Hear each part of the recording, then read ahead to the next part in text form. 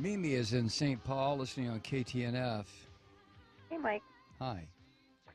Well, I'm confused. I want to talk about Israel. And so, can you even imagine any other country in the world allowing 530 rockets to fall before it took a step to defend itself?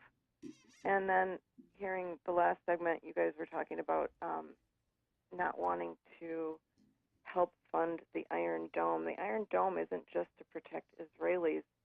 It's also so that they don't have to fire back and cause casualties in these areas of the Gaza Strip where the population is so densely populated. I just don't know. Tell me what you think would be an acceptable. When are the Israelis supposed to defend themselves? How can they do that? Well, wait a second, Mimi. Let me just turn it around and ask you something. You are a family. You have lived in St. Paul, Minnesota, for your family and your antecedents for probably, let's say, 100 years. And all of a sudden, I show up on your doorstep, literally on your doorstep. And I say to you, Mimi, get out of this house. This is my house. Let me tell you why it's my house. It's my house because my religion says it's my house. Now get out.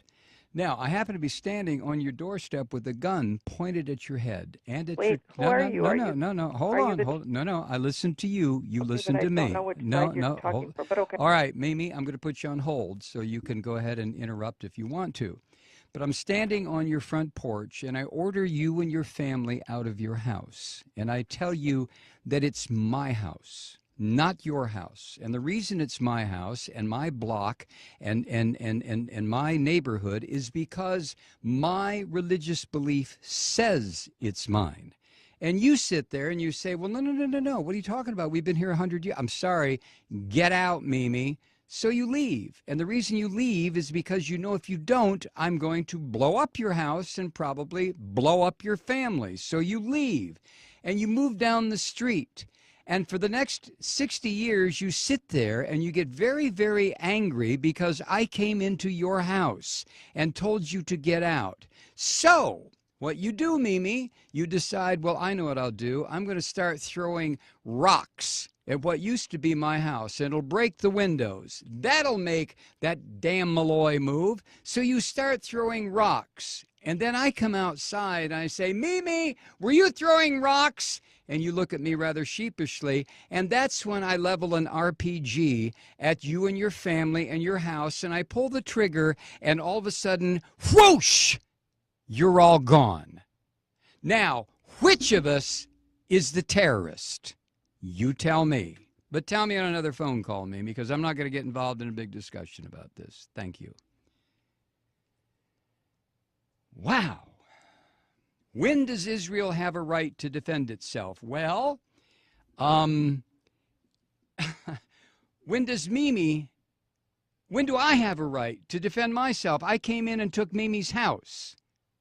So if Mimi attacks me, who's going to say, well, Malloy, you have a right to defend yourself because Mimi's attacking you? And somebody else will say, yeah, but you took Mimi's house. Yeah, but, possession is 9/10 of the law. Nah, possession is 99.9% of the law. And besides, God gave me this land. What the hell is Mimi doing on it? All I had to do was come here and remind her, Mimi, get out. God gave this land to me. Now, if Mimi doesn't like that, she can go live in the little ghettoized area that I've set up for her near the Mississippi River in St. Paul, where there's bad electricity, bad water, the fish are no good to eat, and Mimi can stay there until hell freezes over. Or Mimi can throw rocks at my house. Used to be her house. In which case, I will level a couple of grenades at her. So the question, Mimi, is not, when do I have a right to defend myself? I stole your house. I stole your neighborhood. I stole your friend's house. I stole the corner grocery store. I took it all.